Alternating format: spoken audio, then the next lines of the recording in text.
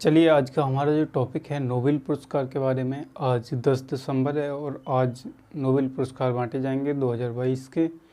आज नोबेल पुरस्कार 2022 के बारे में जानते हैं। चलिए, सबसे पहले क्या है नोबेल पुरस्कार। नोबेल पुरस्कार की स्थापना किसने की थी? स्थापना जो हुई थी वो स्थापना अल्फ्रेड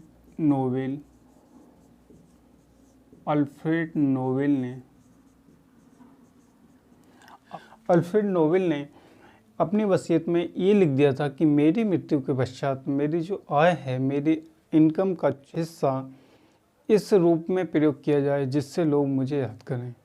अल्फ्रेड नोबेल ने इस तरह की बात अपनी वसीयत में क्यों लिखी, इसके बारे में फिर कभी चर्चा करते हैं।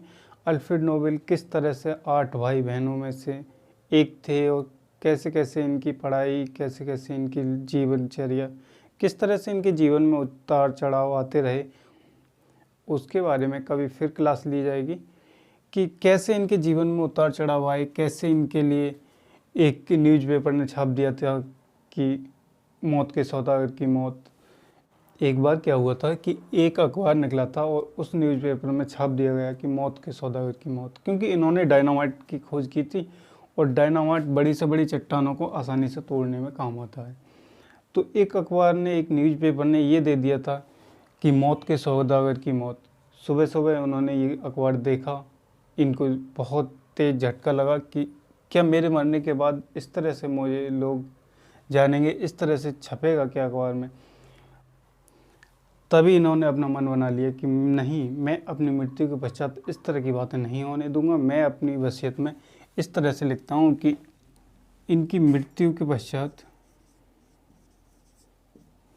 इन्होंने खोज जो की थी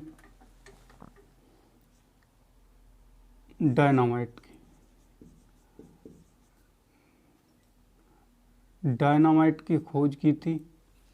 इस तरह से नोबेल पुरस्कार की शुरुआत हुई। नोबेल पुरस्कार की जो शुरुआत हुई वो हुई थी नोबेल फाउंडेशन से।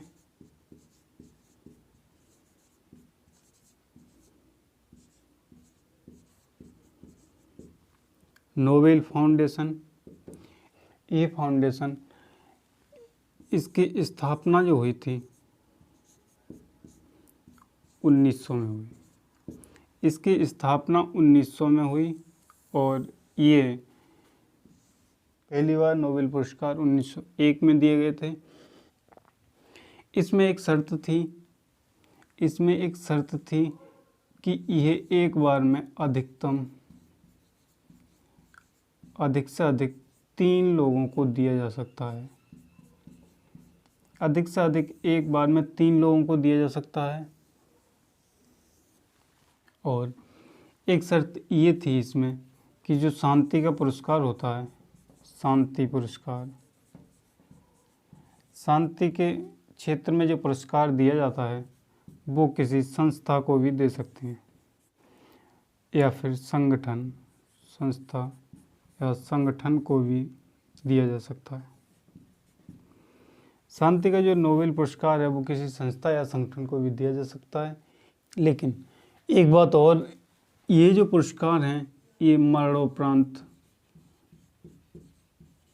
नहीं दिए जाते थे। पहले ये मरणोपरांत नहीं दिए जाते थे, लेकिन बाद में 1974 में ये घोषणा हुई। 1974 में ये घोषणा हुई, लगभग अक्टूबर में ये नोबेल पुरस्कार की घोषणा हो जाती है कि किसे किसे देना है। तो अक्टूबर में जिस समय घोषणा हो रही है उस समय अगर व्यक्ति जीवित है और 10 दिसंबर को ये प्रतिवर्ष बांटे जाते हैं, तो 10 दिसंबर को अगर तब तक उस व्यक्ति की मृत्यु हो जाती है तो ये पुरस्कार उसे दिया जा सकता है। तो मरणोपरांत कब से? 1974 से ये पुरस्कार देने चालू हो गए। पहले ये पुरस्कार मरणोपरांत नहीं मिलते थे। चलिए, नोबेल पुरस्कार के बारे में कुछ और जानते हैं। नोबेल पुरस्कार को सबसे कम उम्र में जो मिला था, सबसे कम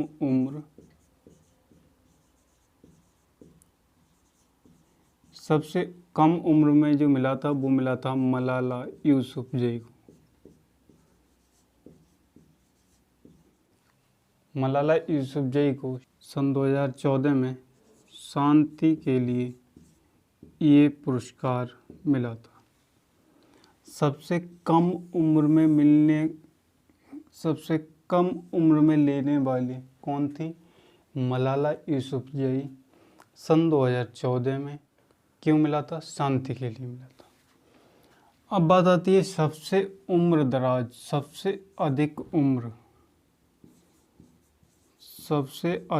उम्र अब तक जो मिला है, या फिर सबसे उम्र दराज लोगों में जो नोबेल पुरस्कार अब तक मिला है। सबसे उम्र दराज जो हैं वो हैं जॉन बी गुडइनफ। इनके लिए मिला है 2019 में। और क्यों मिला है? इन्हें मिला है रसायन के लिए, रसायन विज्ञान के लिए इन्हें मिला है 2019 में, जॉन बी गुडइनफ के लिए। जॉन बी गुडइनफ के लिए सबसे ज़्यादा उम्र में मिला है 2019 में। किस में? रसायन में। सबसे कम उम्र में मलाला यूसुफजई को, और इन्हें मिला है 97 वर्ष में। 97 वर्ष, 97 वर्ष की उम्र में इन्हें मिला है नोबेल पुरस्कार। अब देखते हैं ऐसी महिला जिन्हें 2 बार नोबेल मिल चुका है। 2 बार लेने वाली महिला कौन है?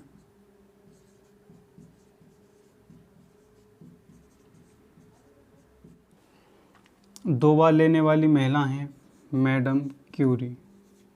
कब कब मिला है मैडम क्यूरी के लिए? देखते हैं। एक बार तो 1903 में इन्हें भौतिकी के लिए मिला है।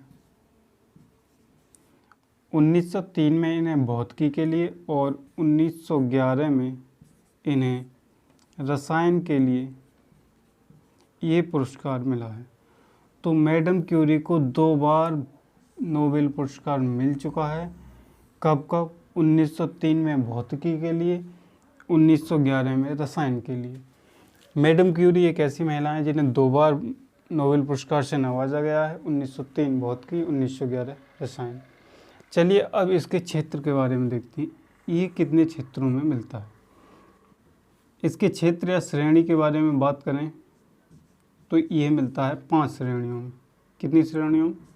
5। कौन कौन सी हैं वो? नंबर 1 भौतिकी, भौतिकी में नोबेल मिलता है।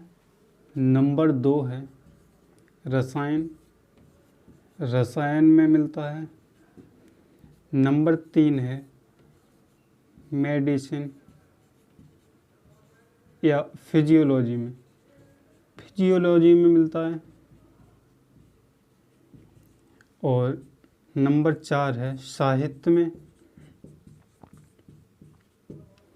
और नंबर 5 है शांति में। शुरुआत में जब घोषणा हुई थी तो इन 5 क्षेत्रों में नोबेल पुरस्कार पहले मिलते थे, लेकिन अब क्या है, अब ये पुरस्कार 6 क्षेत्रों में मिलते हैं। छठा क्षेत्र कौन सा है? अर्थशास्त्र। छठा कौन सा है? अर्थशास्त्र। तो इसके लिए अलग से लिख दे रहे हैं, छठा है अर्थशास्त्र।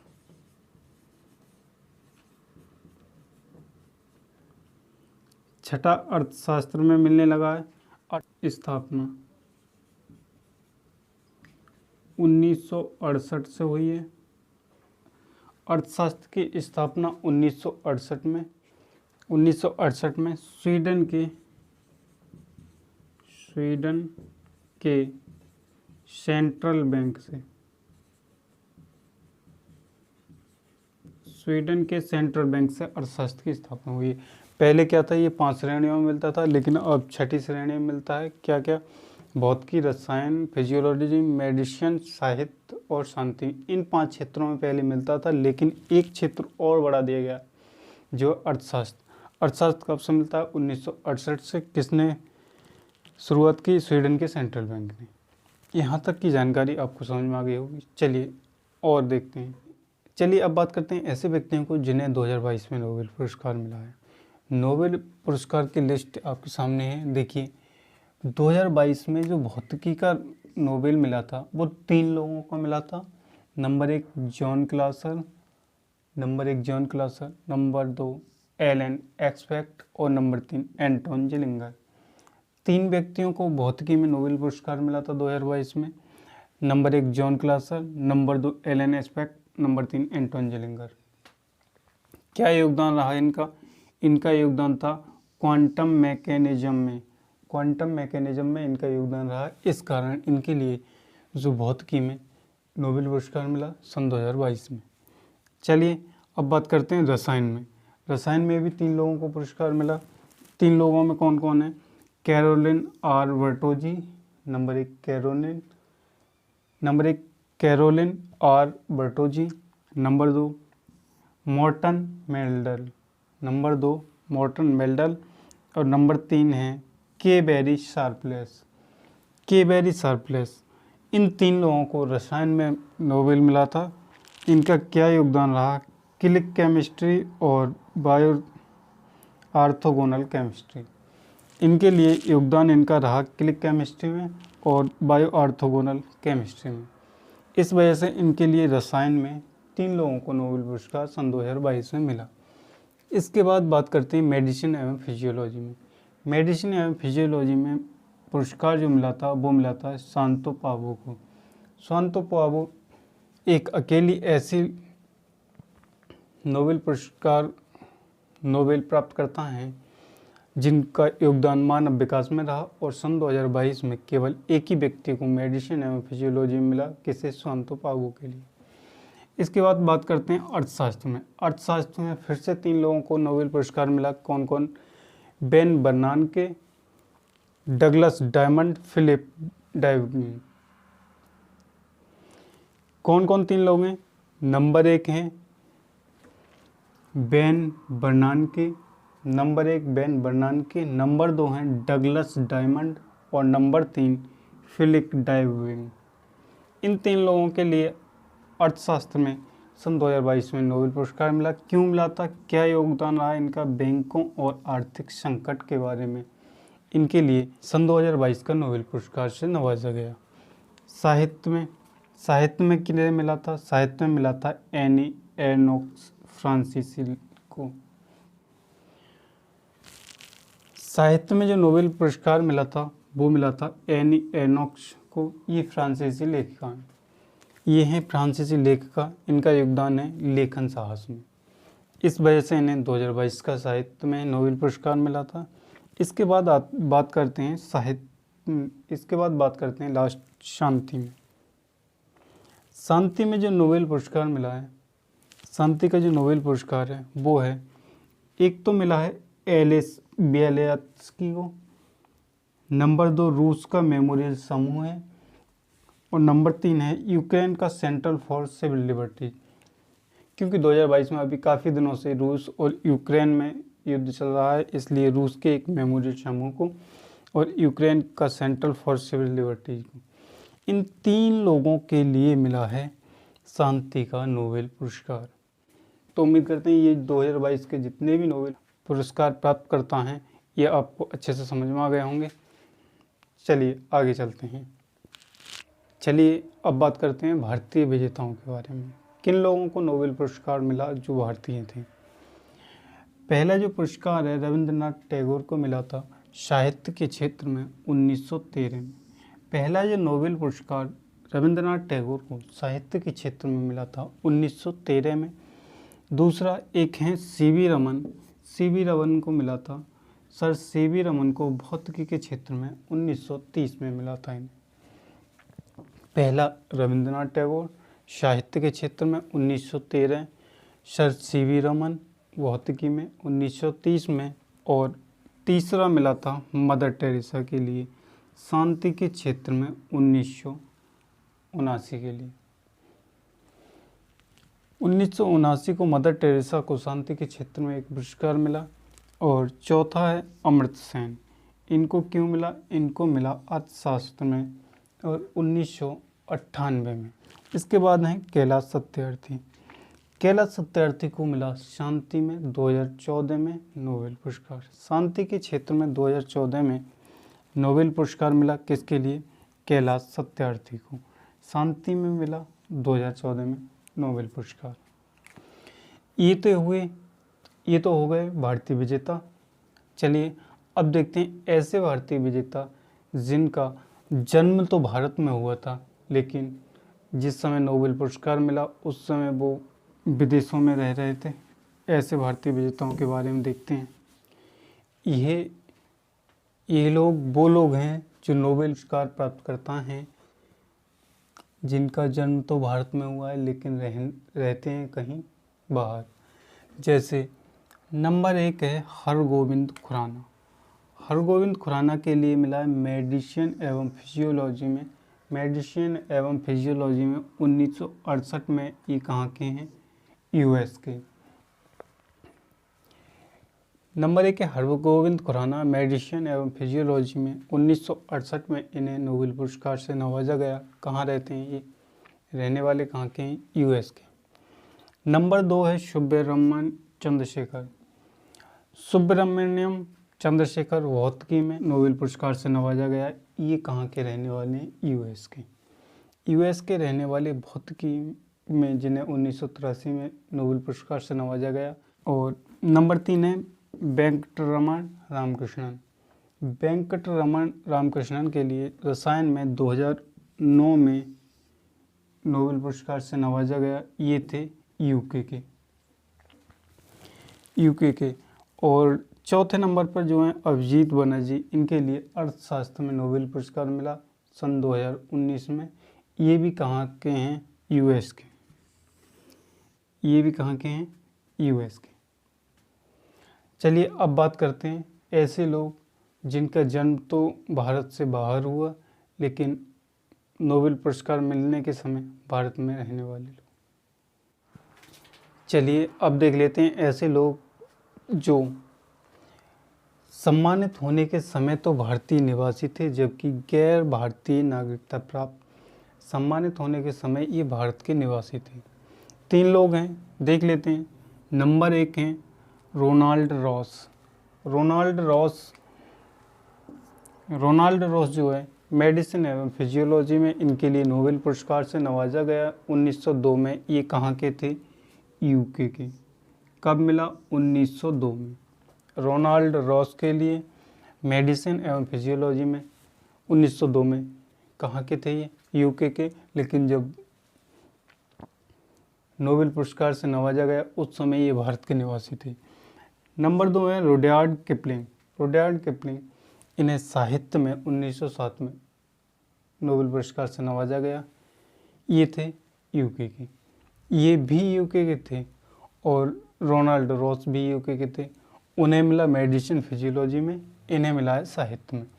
उन्हें 1902 में, उसके ठीक 5 साल बाद 1907 में इनके लिए रुडयार्ड किपलिंग के लिए साहित्य में नोबेल पुरस्कार से नवाजा गया।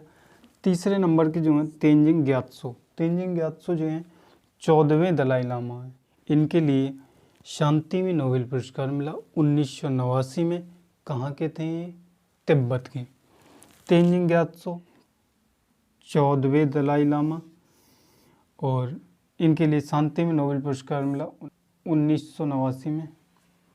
शांति में नोबेल पुरस्कार मिला 1989 में। कहाँ के थे ये? तिब्बत के।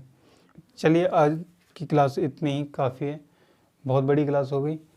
मिलते हैं नेक्स्ट क्लास में, तब तक के लिए इतना ही काफ़ी है। अब तक हमारे साथ बने रहने के लिए धन्यवाद। जय हिंद, जय भारत।